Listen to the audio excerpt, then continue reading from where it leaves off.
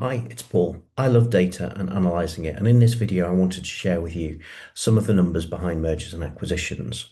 So, global estimates range from about 350 million to 400 million SMEs worldwide, and that makes up about 90% of businesses globally.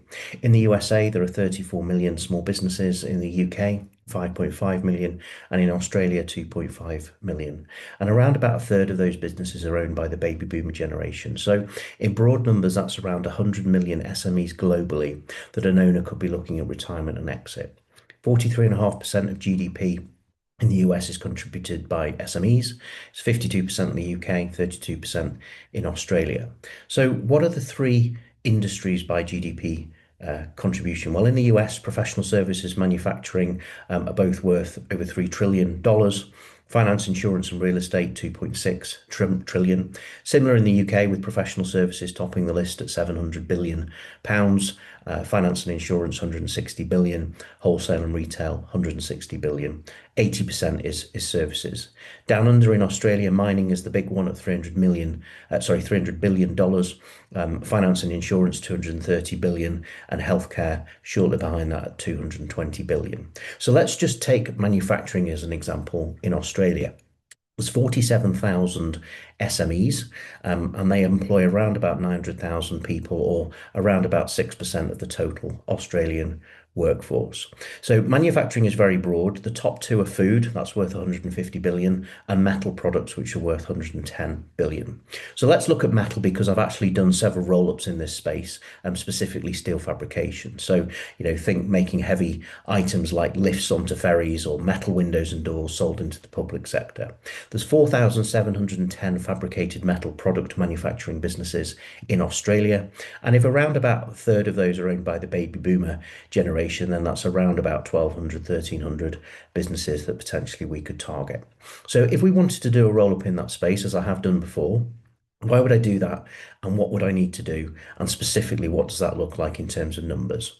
So, joining companies together can drive a whole host of benefits, whether it be economies of scale, cross-selling opportunities, or even buying power. So, in the roll-up I did, I had three companies all buying steel, and I was able to get a better price from two suppliers to supply the whole group than individual businesses had.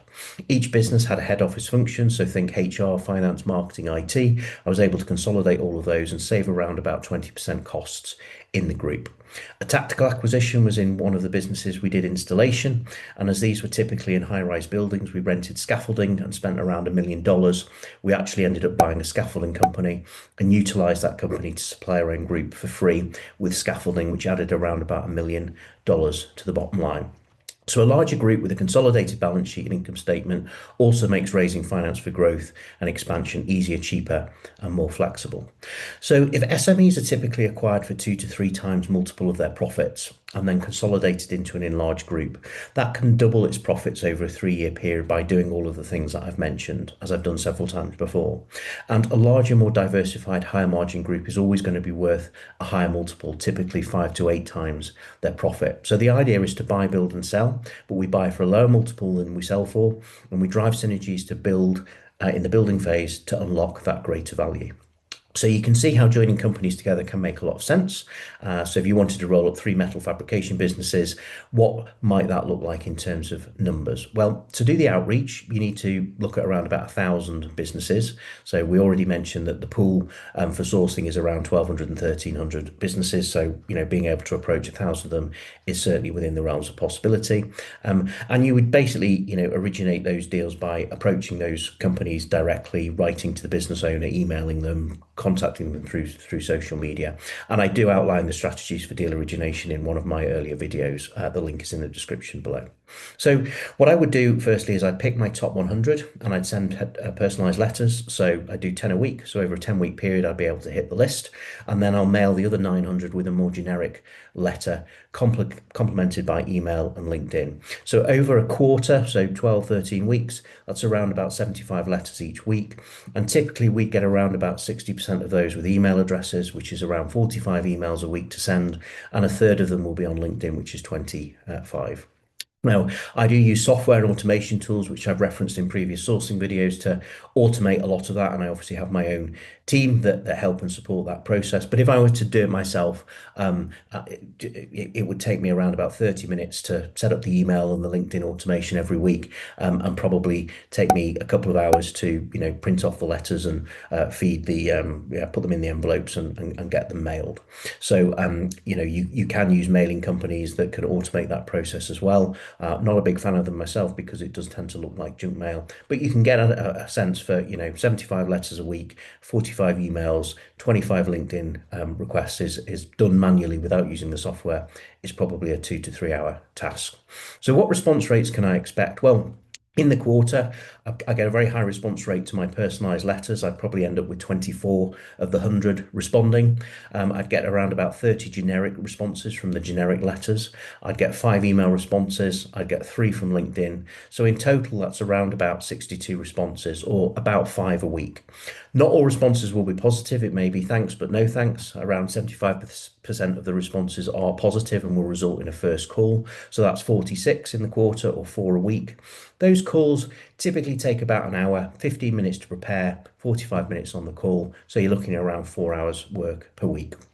Around 70% of those will then progress to a subsequent call, and this could be because they don't want to take the lead forward. Maybe they've got unrealistic expectations, they're not the right fit, or there could be another reason, or the seller, feels the same. So those second calls take another hour or so. So that's 32 over the quarter, so another 3 hours per week. And of those second calls, 70% will move to signing an NDA and sharing financial information. So over the quarter, that's 22. Takes me about 5 minutes to do an NDA, around 30 minutes to do an analysis of the financials. If it's a more complex structure, then clearly a bit longer than that, but most don't tend to be. They tend to be, single company, fairly straightforward structures. So that's about an hour and a half a week in terms of time. Of those, 70% will be viable for an acquisition in line with my structure. So we'll take 15 to a financial conversation. Of those, 2 will sign heads of terms. The other 13 may not accept now, but they could be revisited later on. And of those revisits, within 12 to 18 months, I'd probably get another deal done out of that revisit pipeline.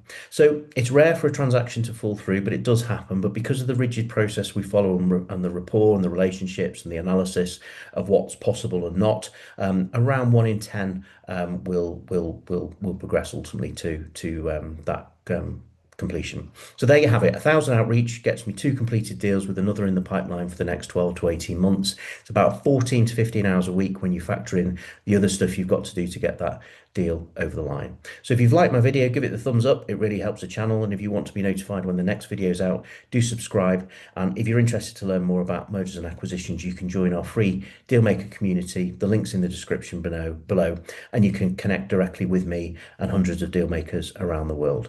For now, happy deal making, and do drop in the comments what you've offered on in the past month, not company names, but deal size and industry. I'd love to hear what you're buying.